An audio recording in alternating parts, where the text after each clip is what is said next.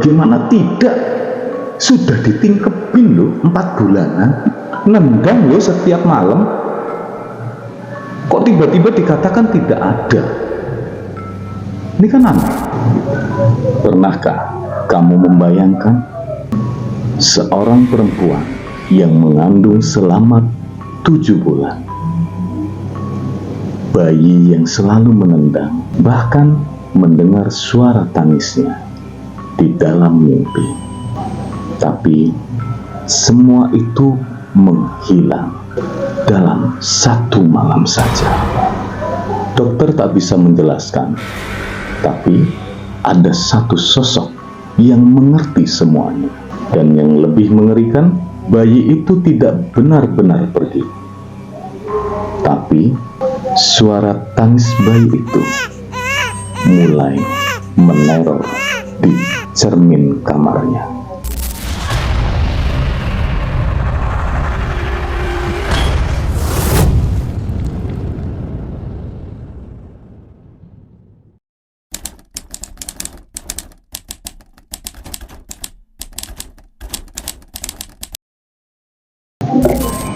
Assalamualaikum warahmatullahi wabarakatuh. Salam satu gimbal dari kami, Gimbal Story Reborn. Tapi pun terima kasih sudah klik video ini dan siap untuk mendengarkan cerita-cerita horor nyata yang akan dikemas dalam satu irama yang mencekam bernama Carok, cerita horor Kang Mus.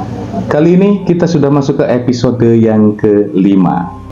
Agar lebih ramai lagi, jangan lupa untuk di subscribe, bunyikan loncengnya, dan jangan lupa juga untuk di-share ke kawan-kawannya. Mulai dari sekarang. Oke, kita mulai saja ceritanya. Jangan nonton sendirian.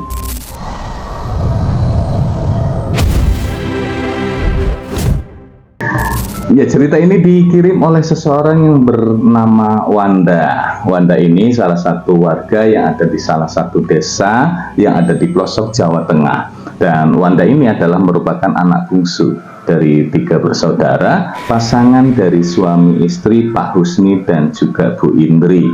Nah, Pak Husni dan Bu Indri ini adalah seseorang yang memang bekerja sehari-harinya adalah di tani. Pak Husni kerja serabutan lah, apapun dilakukan oleh Pak Husni. Ketika sudah selesai mengolah tanah atau mungkin sawahnya juga bisa-bisa disambi lah, bahasanya seperti itu. Dan ibunya itu sering membuat sebuah makanan ringan dari singkong namanya manggleng. Tahu manggleng ya?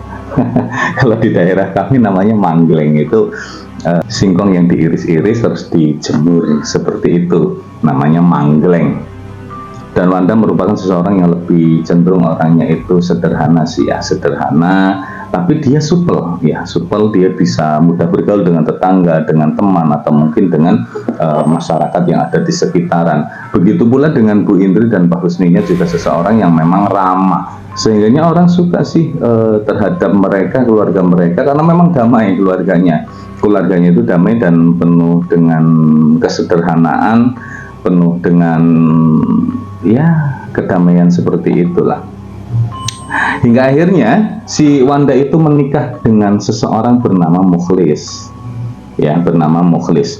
Nah, Mukhlis ini seseorang yang bekerja di salah satu pabrik di desanya. Orangnya rajin, bekerja keras, dan juga lebih setia orangnya, setia. Walaupun ngomongnya langka, jarang ngomong gitu ya si Mukhlis ini. Mereka menikah, tapi selama setahun mereka belum dikaruniai seorang anak pun ya. Makanya ada salah satu hal yang memang pada saat itu, karena 2020 kan pandemi ya, jadi buat panik banyak orang. Tapi lebih panik si Wanda dan si Mukhlis, karena mereka ketika bermain atau mungkin bertetangga selalu ditanyakan, udah ngisi belum. Itu sebuah pertanyaan yang kadang miris ya kepada seseorang yang memang sudah menikah tapi belum mempunyai seorang anak. Hingga akhirnya suatu hari ibunya itu memberikan saran kepada si Wanda. Coba dulu kowe pijet karo Mbah Iem. Nah, Mbah Iem ini adalah seorang dukun pijet lah bahasa kitanya ya. Jadi dia tukang pijet, dan juga kalau zaman dulu kan ada termasuk juga dukun bayi yang melahirkan orang. Kalau sekarang kan bidan tuh. Nah, ada yang namanya dukun bayi itu yang menolong persalinan orang-orang yang melahirkan di zaman itu gitu. Nah, sekarang di zaman di 2020 ternyata masih ada di sana. Ternyata di 2020 waktu itu masih ada seseorang yang memang membantu persalinan. Nah, selain membantu persalinan itulah dia juga menjadi seseorang yang suka tukang pijet. Tukang pijet tapi khusus untuk orang yang kepengen hamil gitu loh ceritanya. Itu namanya Mbah Iem. Nah, awalnya si Wanda itu ragu. Takut karena modern ini loh bahasanya. Ini sudah zamannya zaman modern. Kalaupun dia mau promil itu lebih kepada hal-hal yang memang modern, seperti mungkin periksa ke dokter, ditambah vitamin, atau mungkin makan apa ini itu dan lain sebagainya. Tidak dengan dipijat. Awalnya ragu. Nah, kemudian si Wanda ngomong sama si suaminya, si Mukhlis, "Mas, kata ibu aku suruh pijat tempat Mbah Iem." Si Mukhlis nggak ada perasaan apapun sama sekali, tapi dia memang kepingin punya anak, apapun jalurnya, bahasa dia seperti itu. Alah, kalau memang itu bisa, ayo untuk kita coba untuk ikhtiar di sana, kata si Mukhlis seperti itu. Nah, akhirnya singkat cerita si Mukhlis bonceng lah si Wanda untuk datang ke tempatnya Mbah Iem. Nah, karena di pelosok nih, ini Kang, jalannya ya Allah Kang, kata dia kan ya, itu jalannya setapak. Dia rumahnya di pinggir kali dengan dindingnya itu masih menggunakan bambu gede, geribik lah bahasa orang Jawanya gitu, masih pakai itu. Nah, pada saat itu dia sampai, dan herannya si Wanda pada saat itu, baru saja sampai di depan rumahnya, Mbah Iem sudah berdiri di pintu. Setelah si Mukhlis dan si Wanda turun dari motor, belum berucap apapun, si Mbah Iem sudah berucap, "Kene nduk mlebu, aku wis nunggu kowe ket mau." Nah. Mbah Iem nggak punya telepon kakak, ya. Mbah Iem nggak punya telepon, tapi dia sudah memahami bahwa Wanda itu mau datang. Sakti berarti Mbah Iem ini kan. Akhirnya si Wanda dan si Mukhlis itu masuk ke rumah Mbah Iem. Waduh Kang, jadi perabotannya, terus tempelan dinding atau mungkin kursinya itu semuanya sudah tua, jadi zaman dahulu banget gitu kan ya. Bahkan di kamar pribadinya, kamar dia melakukan pijat itu kok banyak sekali hal-hal yang memang berbaunya, kalau saya ngatain itu baunya horor gitu loh kan, kata si Wanda seperti itu. Horornya karena di situ banyak kayak lilin, kayak sejenis kayak sesaji atau sejenis hal-hal yang memang berhubungan dengan klinik seperti itu. Ada kerisnya, ada bunga-bunga di situ untuk sejenis kayak sesaji atau pemujaan seperti itu gitu. Cuman si Wanda berpikir positif waktu itu. Saya kesini niatnya pengen hamil, intinya seperti itu dia kan ya. Nah, akhirnya dipijat sama Mbah Iem. Nah, akhirnya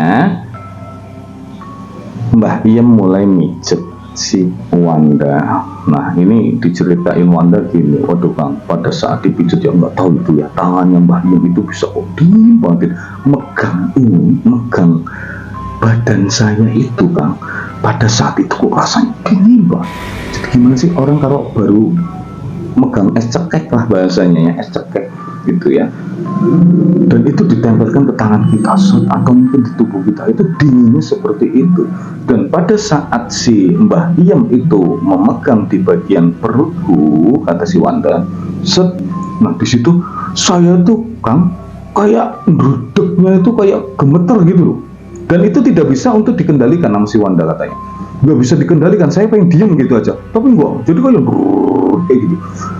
Wah, saya sadar waktu itu, kata si Wanda, saya sadar, tapi memang luar biasa. Jadi ada sesuatu hal yang memang bergerak, itu kayak gimana ya cara ini kan kata si Wanda untuk menjelaskannya gimana. Jadi kayak ada sesuatu yang merinding, ya bergerak, ya bergetar, ya macam-macam gitu. Hingga sampai saatnya Wanda tetap berpikir positif, mungkin ini sebuah ritual dia memijitnya memang seperti ini. Jadi Wanda ya sedikit agak panik, sedikit takut, juga santai gitu loh, tenang.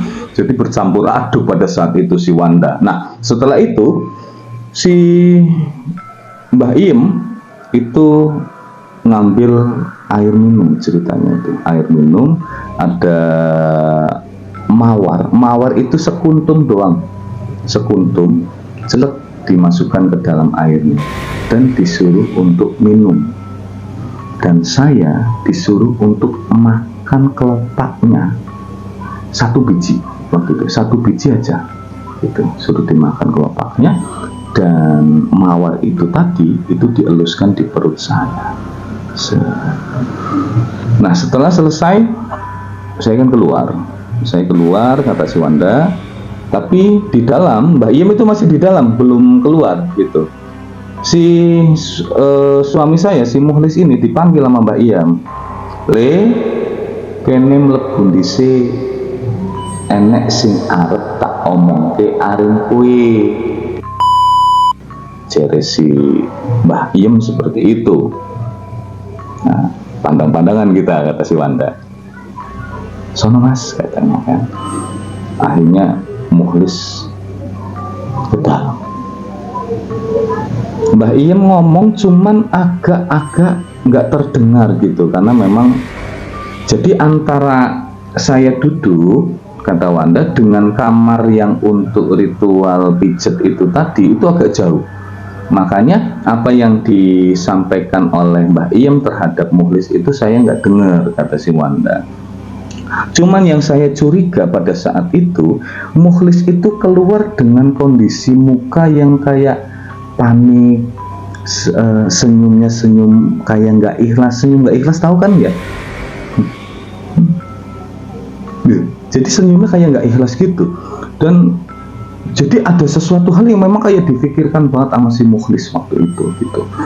Tapi saya tidak terlalu memikirkan hal itulah kan. Yang penting saya datang ke tempat Mbah Iem dengan rasa kepingin lah, kalimatnya itu kepingin hamil.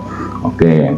Nah akhirnya sebelum pulang mereka memberikan si Wanda itu, dan memberikan sesuatu untuk Mbah Iemnya, sejenis duit lah bahasanya seperti itu, dan Mbah Iem juga menerima itu gitu. Tidak dibawa apapun sih dari Mbah Iem, itu langsung pulang aja. Nah sampainya di rumah kami tetap dengan kondisi yang normal-normal saja. Tapi kerennya Kang, pada saat itu saya telat datang bulan. Beneran hamil apa ya? Saya pikir po Anda seperti itu, beneran hamil apa ya, kayak gitu. Akhirnya dia penasaran kan ya, setelah seminggu telatnya akhirnya dia beli test pack dan positif hamil. "Kamu tahu seperti apa saya kan?" katanya. "Oh Allah, saya menangis sejadi-jadinya." Terus disusul di situ ada suami, saya berikan, "Ya Allah, saya sudah hamil," katanya. Wah, saya dipeluk sama suamiku, dicium, bersyukurnya luar biasa pada saat itu, dan kebahagiaan itu benar-benar terlihat di mata kami antara saya dengan si Mukhlis. Begitu pula dengan bapak ibu saya, seperti itu. Akhirnya sampai Mukhlis itu yang dikerjakan oleh Wanda itu tidak dikerjakan oleh Wanda. Nggak boleh sama Mukhlis, nggak boleh masak, nggak boleh nyuci piring, nyuci apa, semuanya dikerjakan sama Mukhlis. Mukhlis luar biasa orangnya, orang yang sangat bertanggung jawab. Jadi sebelum dia berangkat, dia sudah beberesan, sarapan sudah disiapkan. Setelah sarapan, si Wanda suruh sarapan. Terus diinikan susunya untuk biar hamilnya baik dan sebagainya lah, seperti itu. Wah, luar biasa kebahagiaan itu ya, walaupun memang umur 1 bulan 2 bulan sampai pada saat 4 bulan itu kan, kalau ada adat itu ya suruh ningkebi di bulan keempat kayak gitu. Di bulan keempat juga sudah dilakukan itu, marhabanan atau apa gitu dilakukan oleh masyarakat sekitar, mengundang sampai seperti itu. Sampai di dokter pun demikian, dia sudah selalu periksa gitu. Tapi masuk ke bulan kelima itu si Wanda itu kayak sering sekali mimpi-mimpi yang aneh-aneh gitu. Wanda bilang kan, saya sering banget mimpi, dan mimpi ini berulang-ulang gitu. Mimpi ini berulang-ulang, bukan hanya sekali 2 kali, bisa nyampe 3 sampai 5 gitu. Jadi di dalam mimpi si Wanda itu didatangi seorang nenek-nenek, dan kalimat di dalam mimpi itu selalu sama, iki udu duwekmu, iki udu duwekmu, ini bukan punyamu katanya. Dan pada saat si Wanda cerita kepada si Mukhlis pun mengatakan, namanya kembang tidur, nggak usah dipikirin dan lain sebagainya. Tapi itu berulang sampai pada saat masuk ke bulan ke-7 kayak gitu. Masuk ke bulan ke-7, suatu malam si Wanda ini mengerang kesakitan di perutnya. Dan wah, kesakitan yang luar biasa kata si Wanda waktu itu kan. Nah akhirnya panik kan ya, si Mukhlis ya panik, Wanda ya panik. Akhirnya si Mukhlis membawa si Wanda itu ke dokter gitu. Itu perjalanan jauh gitu, antara dari desanya ke tempat dokternya itu perjalanannya jauh gitu. Tepatnya memang kurang lebih ada lah 7 kiloan gitu kan ya. Ya intinya jauh gitu, perjalanan bisa sampai 1 jam lah intinya. Nah sesampainya di tempat dokter, si Wanda ini yang bikin kaget semuanya. Pada saat dia rebahan di ranjang, perut si Wanda kempes. Panik dong. Akhirnya dokter mengambil sebuah tindakan. Pertama langsung dipegang-pegang, di stetoskop di perutnya aja kayak gini. Apa kata dokter?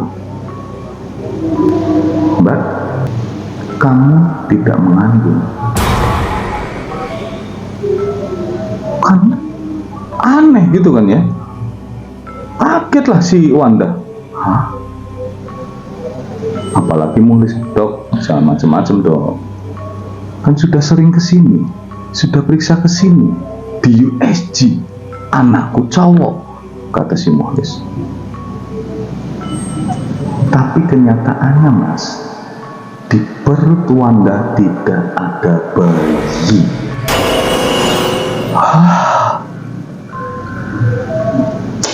Terus ini kemana bayinya? Wanda shock saat itu, saya shock kan. Dan saat itu pula dia tidak sadarkan diri. Di masa kebingungan seperti itu, dokter cuma bilang, saya tidak tahu seperti apa harus menjelaskannya. Yang pasti di perut Wanda tidak ada bayi.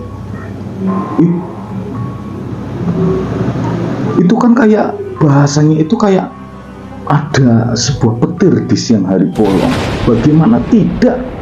Sudah ditingkepin loh 4 bulanan, nendang loh setiap malam. Kok tiba-tiba dikatakan tidak ada?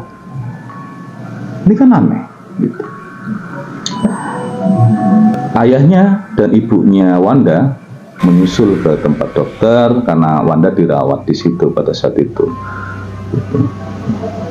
Tapi Mukhlis ini Mukhlis yang kayak mundar mandir, ini nggak beres ini katanya kan. Ini nggak beres ini. Akhirnya si Mukhlis ini ke tempatnya Mbah Iem lagi. Pak, Bu, titip si Wanda. Mau kemana, Le? Saya mau tempat Mbah Iem. Dia seperti itu. Lanjut. Wah, dia motoran langsung buang. Sampailah di tempatnya si Mbah Iem. Sampai tempat Mbah Iem itu udah kayak orang kesetanan si Mukhlis. Mbah, jenengan kudu tanggung jawab, anakku hilang Mbah gitu. Mbah Iem tersenyumnya itu ya senyum-senyum gimana ya, senyum ngenyek lah bahasanya. Kowe mesti orang mbok gawe persyaratan sing tak jaluk aku, kata Mbah Iem seperti itu. Akhirnya si Mukhlis malah terpaku, teringat dia. Nah, pada saat Wanda di luar itu tadi, dia kan dikasih tahu tuh sama Mbah Iem tuh, nggak denger tuh si Wanda. Ternyata itu adalah sebuah persyaratan yang harus dipenuhi kalau kamu pengen Wanda itu hamil. Nah, akhirnya dia teringat ada satu yang belum dilaksanakan dan dia terlupakan. Ada 3 syarat yang disampaikan oleh Mbah Iem ini. Yang pertama, kumpulkan kembang setaman. Yang kedua, cari telur ayam kampung. Yang ketiga, minta rambut dari ibunya si Wanda. Ceritanya seperti itu. Dan yang satu ini belum sempat dicari sampai si Mukhlis terlupakan, gitu loh ceritanya. Baru di situ Mukhlis terus duduk lemes. Terus ini apa yang terjadi sebenarnya Mbah, kata si Mukhlis. Le, bayimu wis dijipuk, wis dituker karo liyane. Kok ada ya? Ada kalimat itu dari Mbah Iem. Sudah diambil, bayimu sudah diambil, sudah ditukar dengan yang lainnya. Ini gimana ceritanya? Kok ada bayi yang dalam rahim bisa diambil dan ditukar? Wallahu a'lam nih. Walah, ini benar-benar nggak masuk akal. Tapi Wanda menceritakannya seperti itu. Jadi ini memang sudah kalimatnya sudah ditukar. Jadi pada saat mungkin ya pada saat itu dia ingat kan pada waktu si Wanda dipijet, katanya ada yang gerak, apa itu sejenis kayak ngebuka untuk masukin kayak gitu mungkin ya. Alah, walau alam saya nggak paham ini hal-hal yang seperti ini ya. Ya. Tapi memang secara cerita Wanda seperti itu, Mbah Iem itu ngomong kayak gitu. Terakhir yang dikatakan Mbah Iem kepada si Mukhlis itu dia berkata, kalau kamu kepingin bayinya kembali, maka kamu harus punya tukaran. Tapi ketika dia ngomong kayak gitu tuh Mukhlis, aku moh lah bahasanya seperti itu, nggak tahu lah kayak gitu. Akhirnya udahlah Mbah, udah nggak mau saya seperti ini saja. Tapi penolakan itu berakhir dengan teror-teror yang terjadi di keluarga Wanda dan Mukhlis. Sepulangnya Wanda dari rumah sakit, Wanda depresi, shock. Jadi kerjaannya melamun, kerjaannya itu ya jadi kayak orang linglung gitu ya. Ya gimana mereka bahagia dengan punya bayi, bayinya udah di rahim loh kakak, ya, dan tiba-tiba hilang, gimana rasanya kan gitu. Apa karena mimpi-mimpi dia pada saat sudah menginjak di 5 bulan sampai 7 bulan itu kan ada yang selalu ngomong, iki uduk duekmu, ini bukan punyamu, ini bukan punyamu, itu apakah ini ya, kata dia. Akhirnya dalam lamunannya dia selalu mengatakan, maafkan aku ya nak yo, maafkan ibu ya nak yo, Raisan jaga kowe. Teriris nggak sih? Ih. Bahkan suatu hari Mukhlis pernah melihat si Wanda, dia di depan cermin. Jadi di kamarnya kan ada cermin tuh. Cerminnya sebenarnya cermin biasa aja sih. Cermin kayak apa namanya, wadah kosmetik itu buat dandan si Wanda kan seperti itu. Jadi Mukhlis itu pernah melihat si Wanda di depan cermin. Apa yang dilakukan Wanda, kata Mukhlis? Wanda itu megang guling kecil sambil dia menghadap ke cermin. Dia nepuk-nepuk. Ojo nakal ya ya, engko bapakmu marah.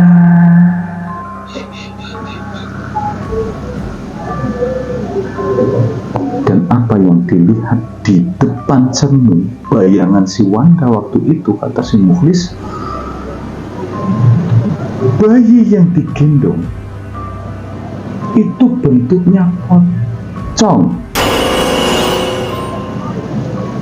Dan wajah si Wanda di cermin bukan wajah si Wanda, tapi seseorang dengan rambut yang acak-acakan. Dia gendong seorang bayi berwujud pocong.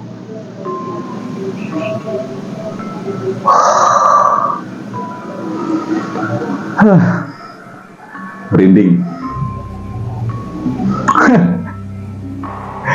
Itu yang diceritakan Wanda sepenglihatan si Mukhlis, gitu kan. Luar biasa.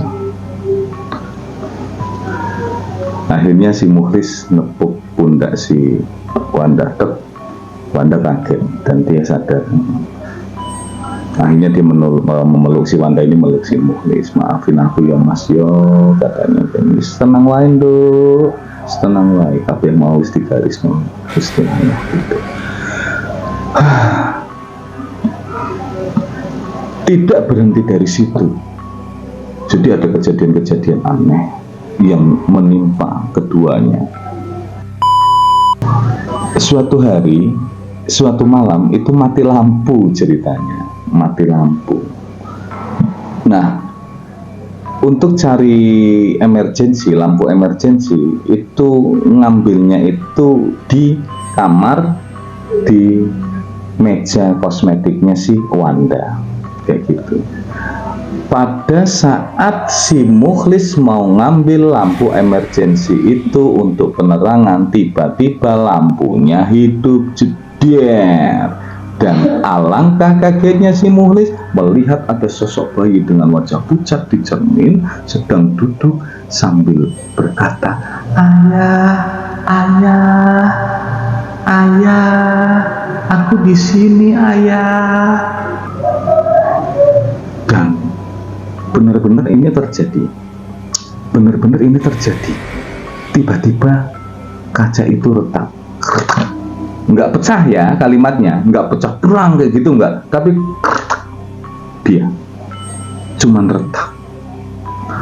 Astaghfirullahaladzim. Wanda itu luar biasa menceritakan ini sudah sambil nangis ini. Orangnya sudah sambil menangis dan luar biasa kejadiannya.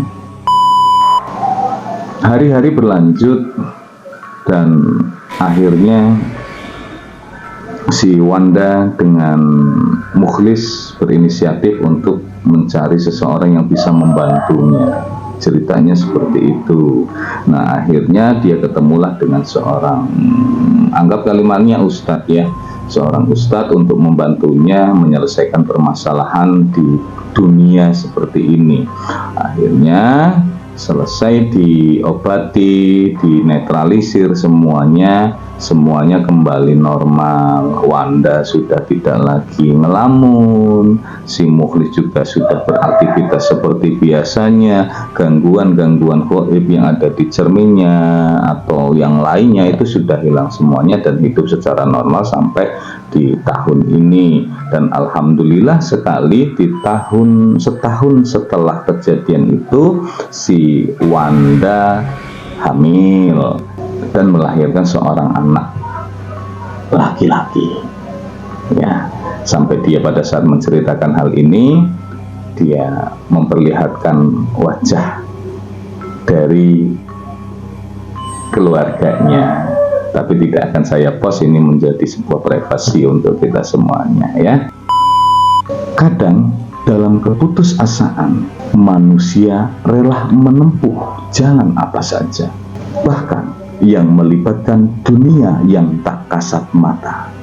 Tapi satu hal yang harus kita ingat, apa yang datang dari jalur tak wajar akan berakhir dengan sesuatu yang tidak wajar pula. Dalam kehidupan, semua ada waktunya. Anak bukan hanya sekedar titipan, tapi amanah yang turun dari langit, bukan dari perjanjian gaib. Wanda dan Mukhlis hanyalah sepasang suami istri yang ingin bahagia, tapi karena melanggar salah satu syarat, harga yang harus dibayar adalah anak mereka sendiri.